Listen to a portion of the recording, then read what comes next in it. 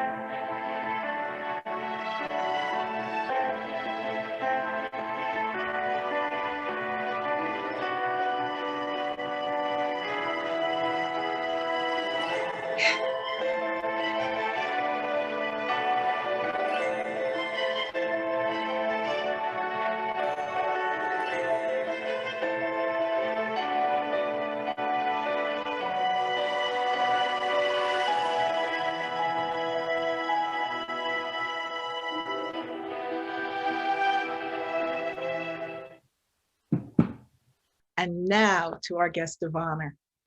Some people might be put on the earth to inspire others. I still think Sami Steigmann might be one of them.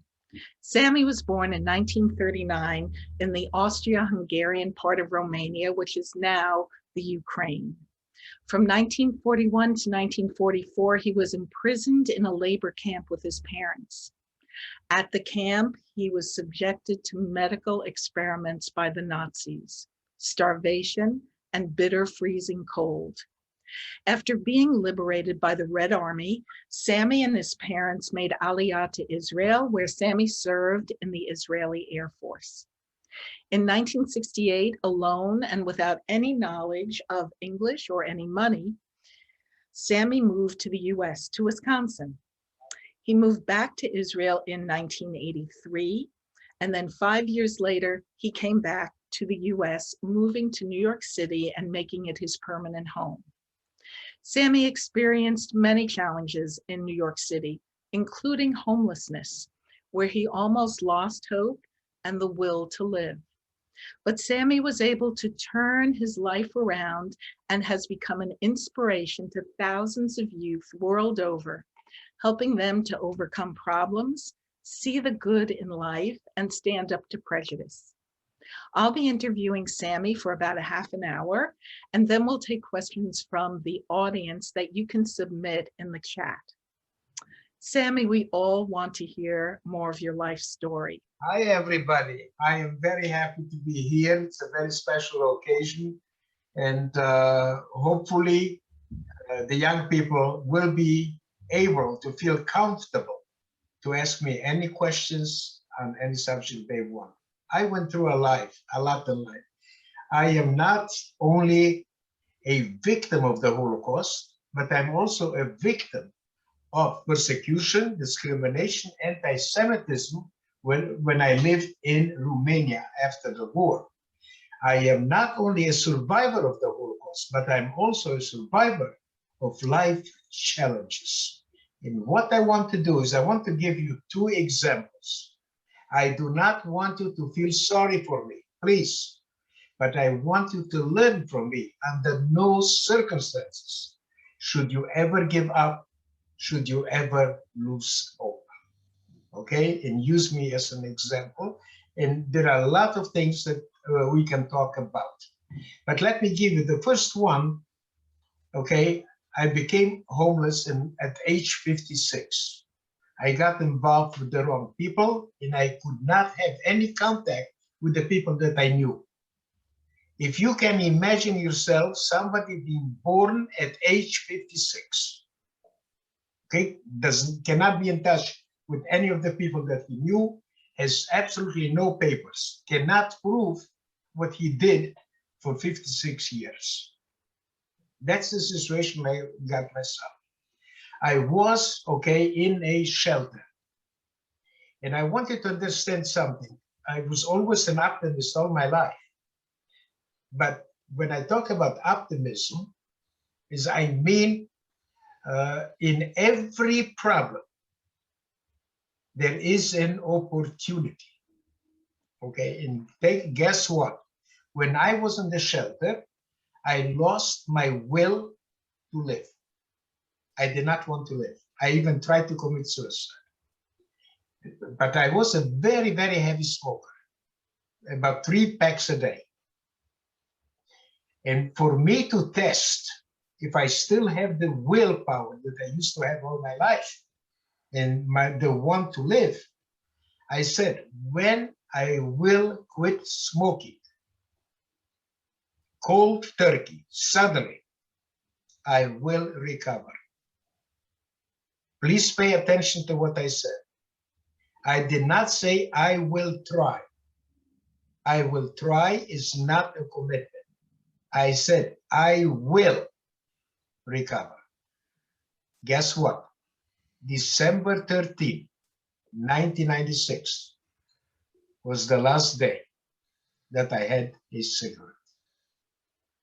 Okay, I live in Manhattan, the most expensive city in the United States, on a monthly income of $1,316.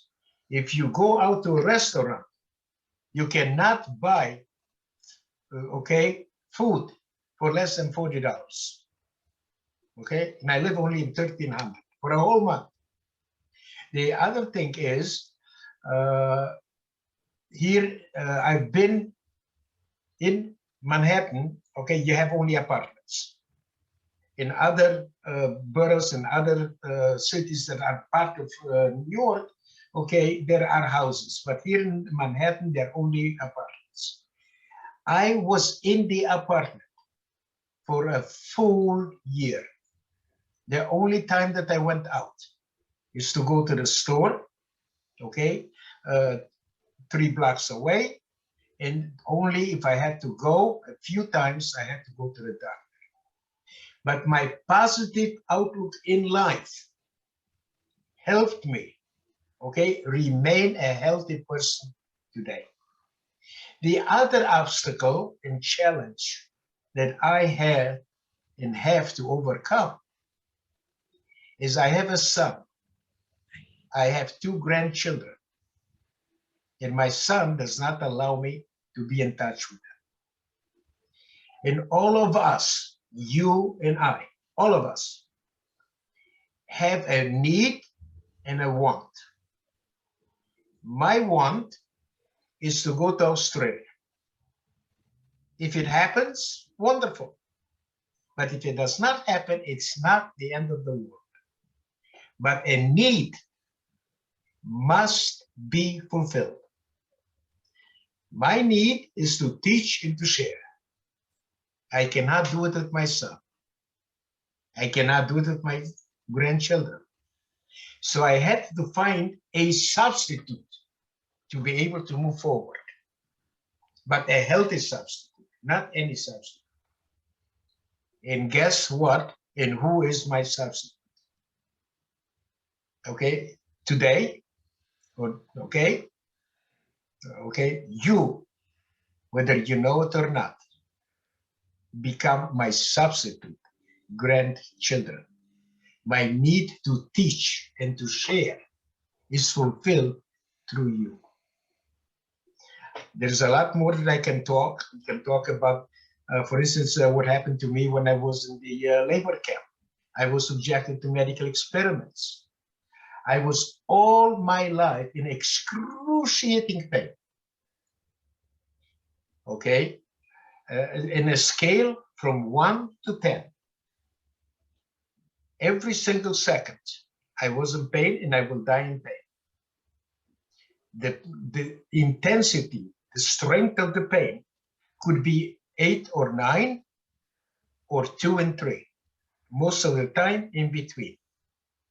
But I'm coming from a generation that was very stoic, which means we were not allowed to cry, we were not allowed to show pain. So even my closest friends do not know that I'm in constant pain, because they look at me like you look at me, you don't see any on my face any pain. Even the doctors did not believe me when I told them that I'm in pain, because they wanted me to show it. And I don't. So the other thing is I was an extremely powerful, addictive painkillers. I don't think that I will exaggerate, maybe a little bit, but it was 2 levels below morphine to understand the type of pain that I used to have. About 30 years ago, I did not like the side effects and how it affected my life. And I have decided to try to learn to live without painkillers. It took me close to 1 year. And guess what? Today, I do not use painkillers. That's extraordinary, Sami. I'd like to take us back just for a minute to the labor camp. When you were there, you were a child. Do you remember any of the medical experimentation that you went through? Absolutely not. I have no memory of that period of time. And the Holocaust survivors until the Eichmann trial in 1961, which was in Israel, did not talk. Okay, they felt guilty, they felt ashamed, they felt like victims, and they wanted the children to grow up a normal life. Only when I started to speak in 2008, for the first time, did I realize that my childhood was not a normal childhood. The other thing is they could not find a cure in my particular case and to help me with my pain, because my pain is head, neck, shoulder, and back. But the intensity, the strength of the pain constantly changes, but at the same time, also the pain moves from place to place. It's not localized, it's not in one place. So they couldn't find a cure for it. One time, they took me to the hospital. A friend of mine, he was a neurologist, very well known in the United States. And he put me in traction. He did something, he put in traction for my neck, my back hurt. He did something for my back, my neck hurt. I said, can you do something that it helps both sides at the same time? And he said, no. Excuse me. Hello? Forget it. Okay. So he said no. So I said, you know something? You are my friend. Thank you for bringing me to the hospital. I'll see you at home. Bye. And I left because there was no cure. He couldn't do anything to help me. And when I asked him, what should I do? He said, I'll talk to you as a friend, not as a doctor. As a doctor, I would not suggest to do any surgery, because if something goes wrong, you will be crippled for your life, for life. And the other thing is, I would not touch on the neck because it's too close to the brain. So I said, so what else should I do? He said, I'm talking to you as a friend. You are not supposed to be by the sink. Every little thing will hurt you. Right now, for instance, having the shirt, the collar, hurts me. I'm in constant pain. But he said, whatever you do, do whatever you can. You may become crippled, but until then, and guess what? With all the pain, with everything else, when I go to the store to bring food, guess who carries it for me? You. Correct. Sami. I decided, okay, to live a normal life to the fullest extent and not to give in, okay, to the pain and to the things that have afflicted. Sami, did your parents tell you that you had been experimented on as a toddler in the camp? Yes, indirect. Okay, when my parents came to visit me in 1971, okay, when I lived in Wisconsin, they found me one day on the floor, unable to move, excruciating pain. My father and my mother, especially my father, never knew that I was in pain. Because I told you, he couldn't see it on my face. I never showed it. He was so shocked that unwillingly, okay, he just came out and he said he was subjected to medical experiments. It did not help me with the pain, but it gave me the courage to ask for compensation from the German government. And did you get it? Now remember one thing, I had absolutely no proof. Number one, the doctors did not go to my parents and tell them, this is what you did to your son. My parents did not know, I did not know. One, I was homeless. I had no papers. I had no proof. I couldn't prove anything. And number three, when I applied for it in 2002, everybody was gone, including my parents. I had no witnesses. So I wrote it just for me to feel good and forget about it, because the Germans, if they could get away, did not want to pay. Understandably. To my surprise, I got an answer 2 years later. To my shock, I got paid. It was not based on what I wrote. It was based on their records. You have to remember, the Holocaust is the biggest crime in human history, the most recorded crime in human history. They destroyed a lot of the records.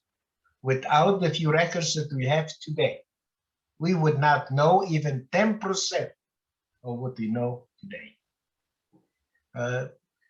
Okay, it's unimaginable what people went through. And I don't, if you want to, I can give you examples, stories, but that's up to them if they want to. Sami, I know that in the camps, you had an unexpected savior. Who was that?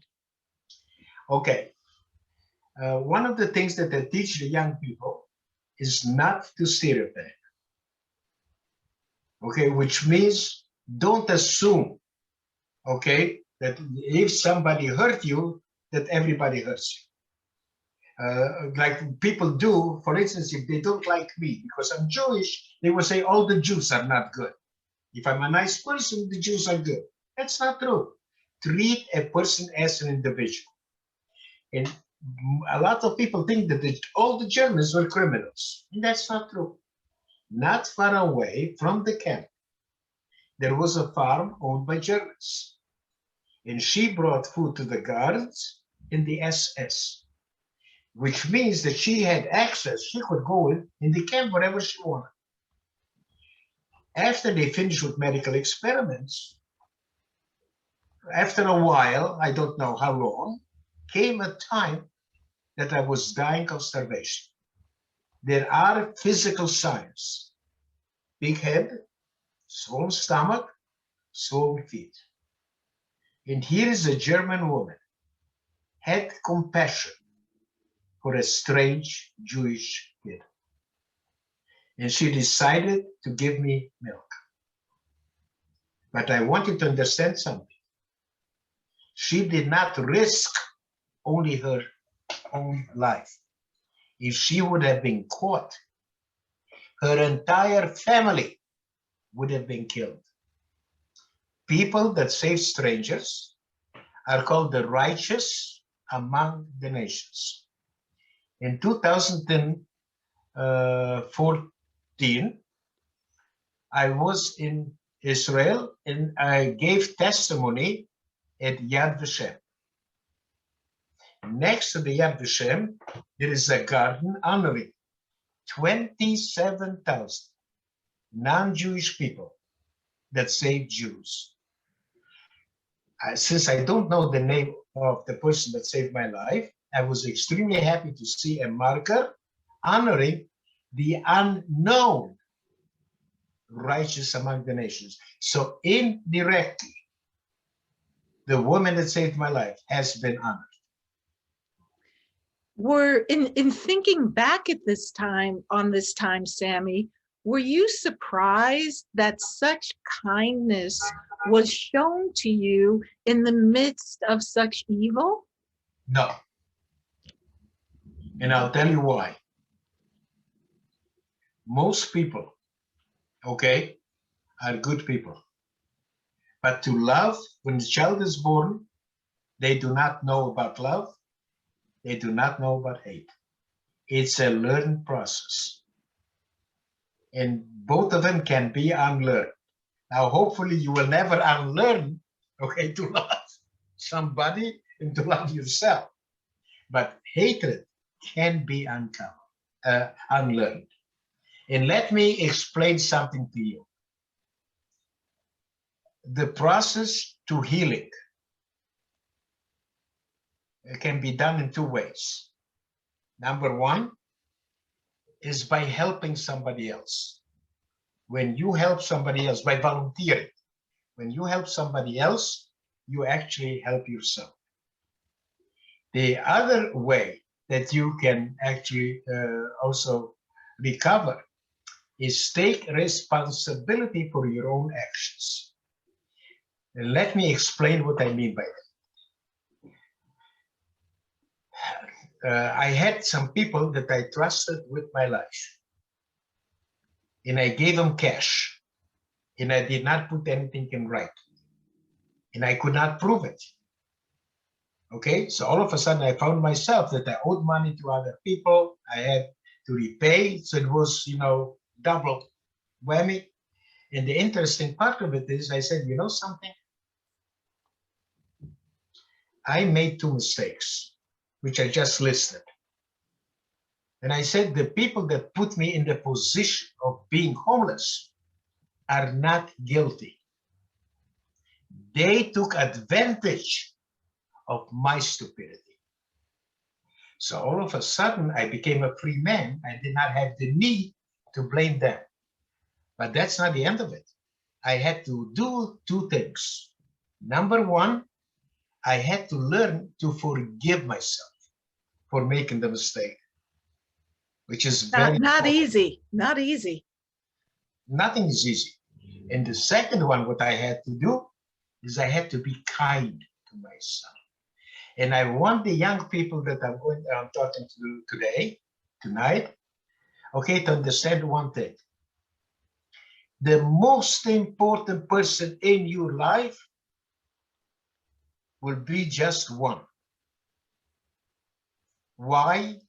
Oh, you. You. Everything starts with you. You want to be respected? Number one, learn to respect yourself. By respecting yourself, you will respect other people, they will respect you. You want to be kind, and I have been kind to many people. But very often I was not kind to myself. I blame myself for making mistakes. Learn to be kind to yourself before you're kind to somebody else. You want to be, for instance, loved. Before you are loved by somebody else, or you love somebody else, learn to love yourself. Everything that happens starts with you. Don't expect somebody else to do something for you. You have to do it. The other thing that I'm also want to stress, which I believe is very, very important, okay? All of us have certain feelings. At some point, you can be angry, you can be depressed, different. Don't make the mistake, which I did. I kept everything inside. And when you keep it inside, it hurts. I got healed once I started to talk, okay, and get it out of the system. But remember one thing, you have the right to feel the way you do.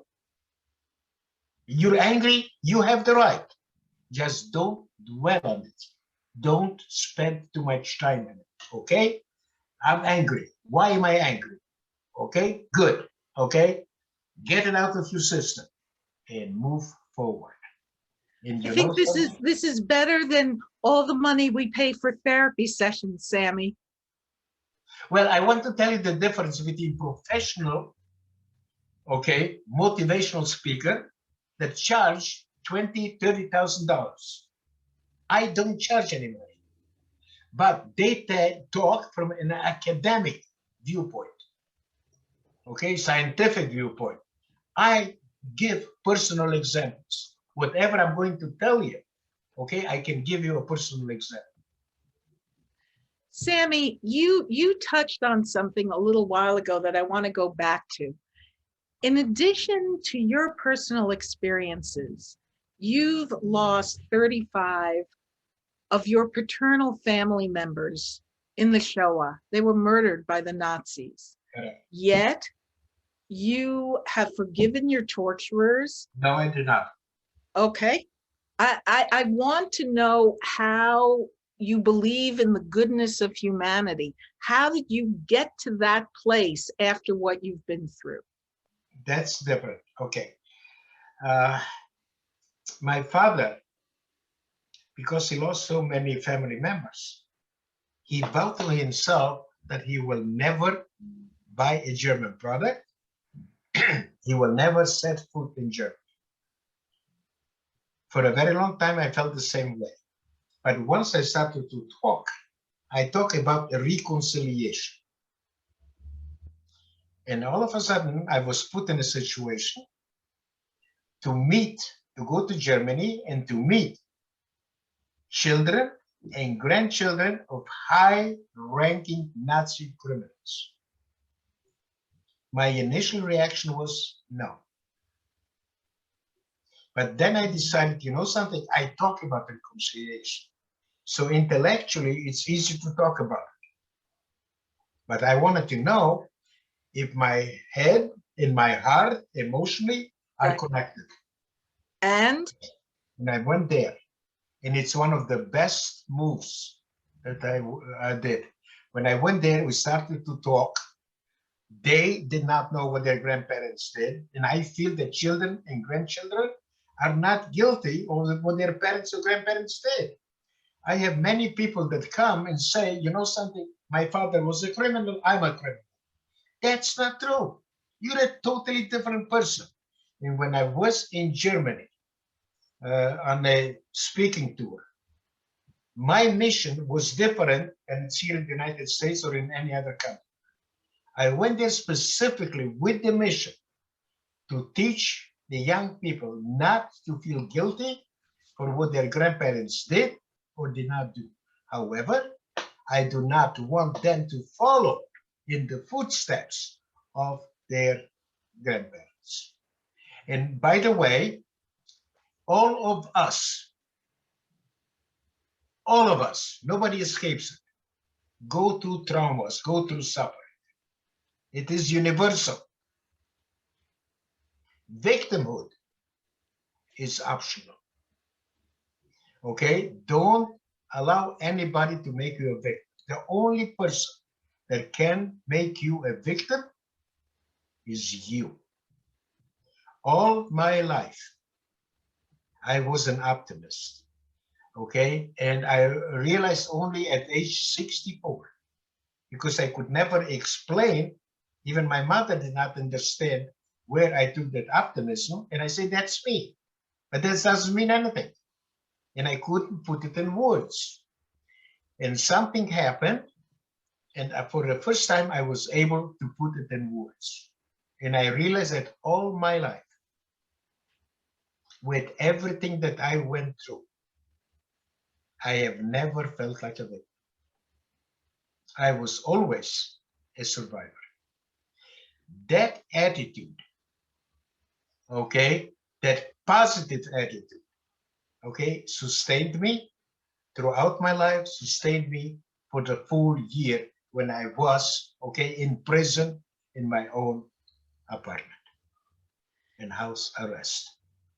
it's extraordinary, Sami. It's an extraordinary thing to hear someone like you say that you were not a victim and that the only person that could make you believe and feel you were a victim was yourself.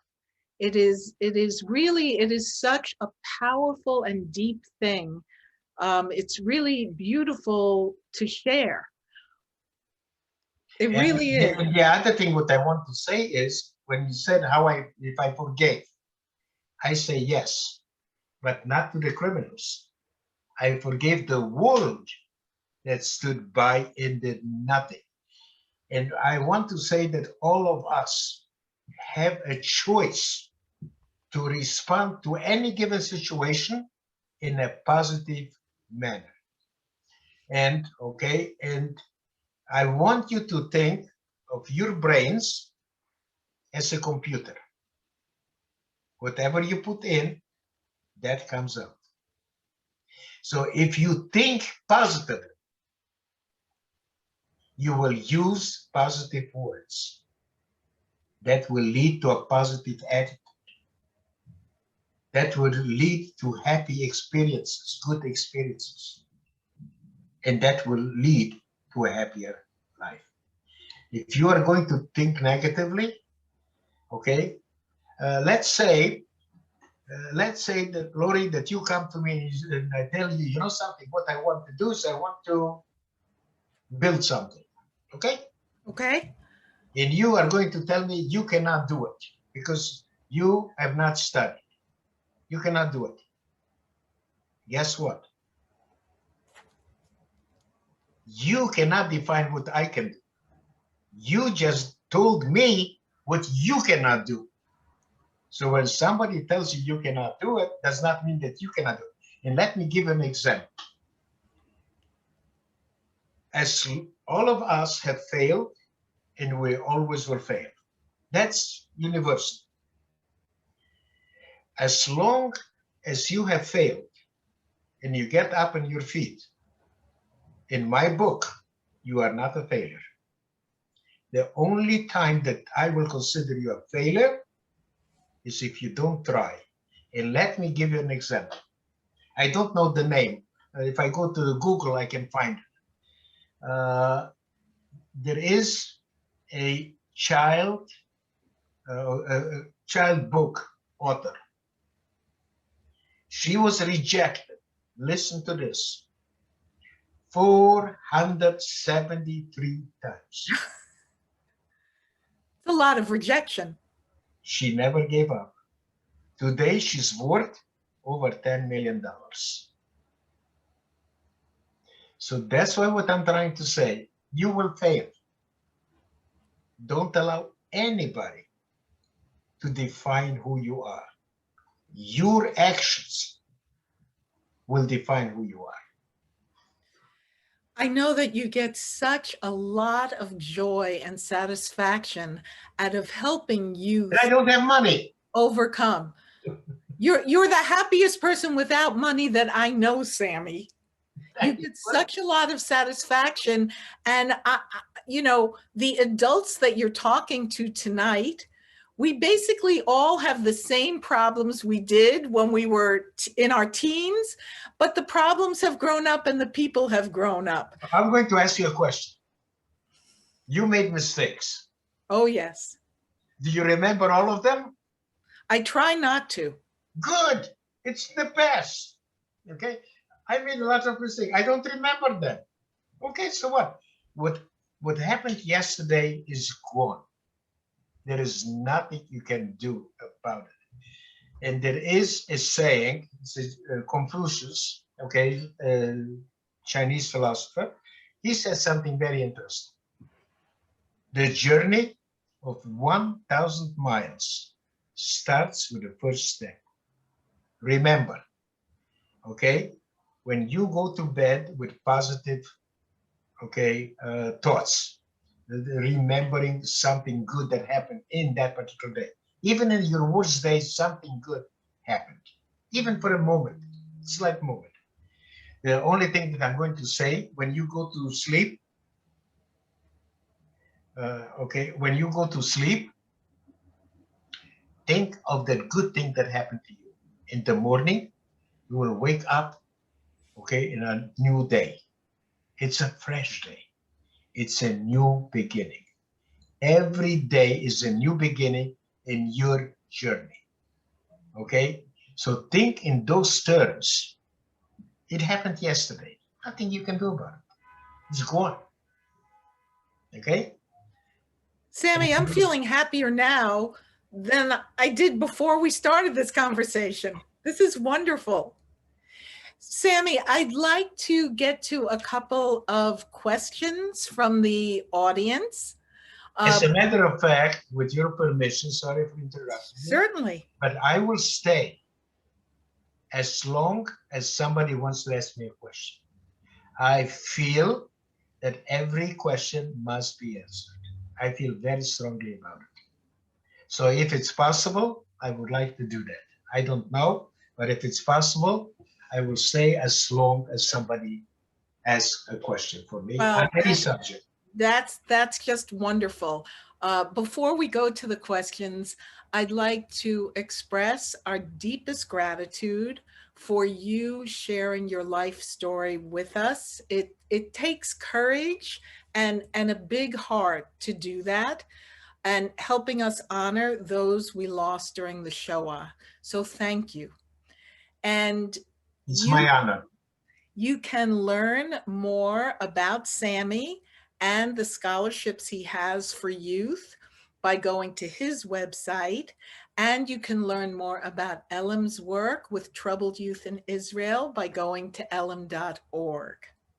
Now, I see somebody No, no, would. before that, Yes. I plan to come to Israel. And hopefully, I will be able to see some of the young people that I am talking today. Hopefully, I will see them in a different situation, that they have found a new path, okay, in life. And they will probably be using some of your life philosophies to help them overcome, because certainly the mistakes that they make and the mistakes that you've made, overcoming is really powerful, and your attitude, your outlook is precious and will really help very much. Sami, somebody would like to know, what is your proudest moment of overcoming? You will not believe it. Hate. I knew hate, not from here. It's easy to overcome. I knew it from here. I could not believe how low I could sink. Sami, as a human being, did not exist. And the hate that I had did not destroy anybody. It destroyed only one person, me.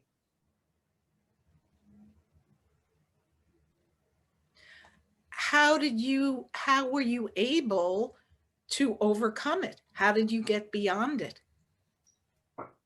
It's again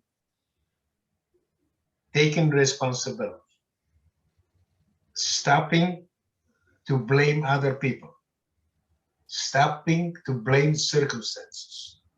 Okay, it happened. Somebody hurt me. I hate that person, but it's gone. He's not anymore in your life.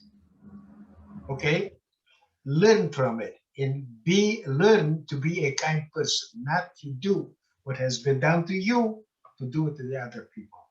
And by your example, you will make other people kinder and better people. And boy, will you feel good. When you can help somebody, people call me a hero. Guess what? I am not a hero. I just do something that I love. I'm passionate about it. Okay? Has nothing to do with being a hero. And that's what I want to do, the young people, to find something that they are passionate. And guess what? They will never work for a single day in their entire life. I have given today, and I still, after I finish, I will be until about 2 o'clock in the morning, New York time, answering questions. You probably heard of it, Clubhouse. But interesting enough, I've given today. Okay, I started at 7:15. All the time giving presentations. Tomorrow I'm going to have 7 presentations. Many Holocaust survivors, after one presentation, they are finished. That I'm so passionate and I love what I do. The change that I inspire for people to follow that path is the biggest high that somebody can have. It's wonderful that Yeah, one thing. Yeah, one thing, and then, yeah, I'm sorry. But one thing that I must stress, do not try to change anybody. You cannot do it. You can change somebody's perspective. The change must be made by that person. So nobody can change you. They can show you like I can show you a different way. And if you accept what I told you and it fits your personality, then the change you must make. I can just show you how I did it. I'm giving you a perspective, not to lose hope. Very important. Give up. Sami, Yeah. one of the attendees wants to hear more about when you were homeless and when you felt helpless and how you were able to move on from that. So many of our kids in Israel are struggling with the same thing. Number one, you have to get away from the toxic situation. As long, so let's say that there is domestic abuse. Give an example. As long as you stay in that house, you cannot recover. It's a toxic situation. You must get away from that environment to be on your own. In my particular case, when I became homeless, I'm not a street person. I tried to commit suicide. In the last minute, I opened the window and I said, before I do it, let me see my father. He lived in Israel. He lived in Hulon. We lived in Hulon. After I saw my father, I realized that my entire life, I was never acquitted. And that's when I said, okay, when I'm coming back, okay, I will recover. But that needed an additional push. And the additional push was when I decided to test my will, okay, my willpower. And that's when I gave up smoking cold turkey. And again, I did not say I will try. I said I will. That was a commitment. I'm going to do whatever it takes to achieve that goal. So you saw you had the core, the strength to overcome. If you all of us have. Look, a lot of the things, we have certain strengths that we don't even know until we are pushed to it. I think you have more faith in humanity and in all of us than some of we have in ourselves. Well, I believe in me. I believe in you too. Absolutely. Sami, somebody would like to know, are you concerned about the rise in anti-Semitism and the recent anti-Asian sentiment that we're seeing? Yes and no.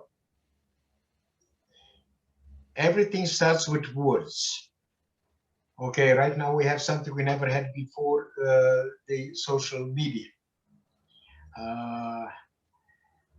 But I am not as pessimistic as a lot of people are, because I have faith in the young people. And I know that the young people, by educating themselves, by becoming active, by not being bystanders. As bystanders, they are part of the problem. By becoming upstanders, when they see injustice, they will do something about it based on their personality, based on their interests. I am convinced that they will make it a better world for themselves, their children and grandchildren. Will it happen suddenly? No, it will take time. One advice that I have for each person is, you are today where you are. And you recovered. You became right now a strong person, good person, and you look forward to your life. Do me a favor. Mentor somebody else. Don't think to change the whole world. That's what I was thinking about. Okay. But at the same time, make sure that that person will mentor somebody else. So exponentially, okay, we will make it a better one. It will take time, a long time. But without faith, without hope, there is no future. People in the camps, people that had faith, quite a number of them survived. People that had no faith committed suicide. So faith, hope is very important. I want to tell you something. The strongest emotion the human being has is hope.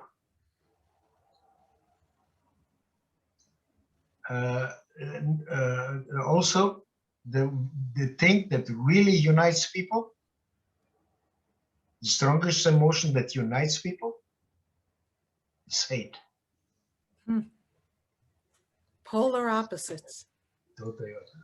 And you have to, if, for instance, if you feel hate in your heart, remember it's a learned process. Somebody taught you. Okay? Somebody was cruel to you, somebody hurt you, whatever it is, but you learned it from somewhere. And just as you learned, you can unlearn. But you have to believe in yourself that you are a good person. You are not the person that hurt you. Okay? Sami, let me ask you one other question that somebody has submitted. You've gone to so many schools and organizations and community gatherings telling your story. Have you met people in your journey that have really inspired you and influenced you? There was always somebody that inspires you. In my particular case, and I'm talking here about being in the United States, I can give you two people that inspired me in Israel, and I can give you one person here in the United States. Only one? It's a big country. I know that. But in Israel, I think I admire Ben-Gurion because he had the courage on his own when everybody was against him to say, I declare to save the Palestine. The other person, surprisingly enough, is Begin. He brought, okay, the people from Middle East and from Africa to become equal because they were actually, okay, really mistreated, to brought them to the same level with the Jews from Europe. And when we're talking about discrimination, they don't know about it. When I came, for instance, when we came to Cologne, there was only sand. Israel was a marsh. There was nothing there. And for instance, I grew up in Romania. The first people that came to Israel from Europe were Poles from Poland. Would you believe that they would not hire a Romanian? White to white. Would you believe that if I would go out with a girl from, let's assume, from Morocco, from Yemen, my father would disown me? Those were the attitudes. Okay, people in that one. And the language, the Hebrew, brought us together. When we came for the first time when we came to Israel, I call it the Hebrew Los Angeles. You know what it is? What do you call an angel in Hebrew? I don't know Hebrew. Okay, it's called Malach. Okay, so we came to a development town, Kiryat Malachi. We were probably the first Ashkenazim that came there. Do you know that the people from Middle East, what they called us? Barbarians. We called them barbarians. Our cultures were so different. It took a while, it took a long time, it took leadership, like somebody like Begin, who fought for them, okay, to bring us together to become a nation. And that's what we have to do right now with the young people, is to build a bridge, okay? Whatever happened. Let's work together, okay, to start and to become a community of healthy people. And if I can help just a tiny bit, Sami, I think that you've done more than help a tiny bit. I think that you've raised the souls and spirits of a lot of people. And even perusing your website, looking at, there's a whole list of things that you can internalize to make you feel stronger and better as a person. And I am very sure that our youth in Israel who are facing difficult challenges, youth in America, as well as adults, can all benefit from a lot of your philosophies and your mottos and your teachings. and hopefully, please make it available to all of them. Okay, they will see the PowerPoint, they can download it. It's all theirs. And they Yes. can refresh their memory, they can talk, they can ask. And I'm going to say it again, as often as it's necessary. You have the right to feel whatever you feel. You're angry at somebody, you have that right. Don't tell anybody, you shouldn't feel that way. You should feel that way. That's you. You were hurt. But at the same time, what is very, very important is don't keep it inside. I kept it inside for 68 years. Well, I The think only time that I was able to get it out, and I don't talk like I talk to you about my life. My friends don't know anything about it. I don't talk about it. But when I speak to young people, my mission is to help them be the best they can be. I am totally transparent. I'm totally open. There is nothing to hold back. you give of your heart to those youth, and you're really truly helping to change the world, Sami. Thank you so much for being here with us and commemorating Yom HaShoah with us. You are incredibly inspiring. Everybody, I would like to thank you so much for attending this evening. Feel free to reach out to Sami on his website. Everybody, be safe, be well, be happy. And I look forward to seeing you And at hopefully you can have more sessions like this. Absolutely. Okay, Absolutely. so if I can be of help, it would be my honor. I would love it. That would be wonderful. Everyone be well, be happy, and I look forward to seeing you at the next Elam event. Thank you so much for attending. Thank you for inviting me. And I'm looking forward to hear, okay, that the people have found a new path, a new way, and to be happy people. Thank you so much. Good evening, everybody.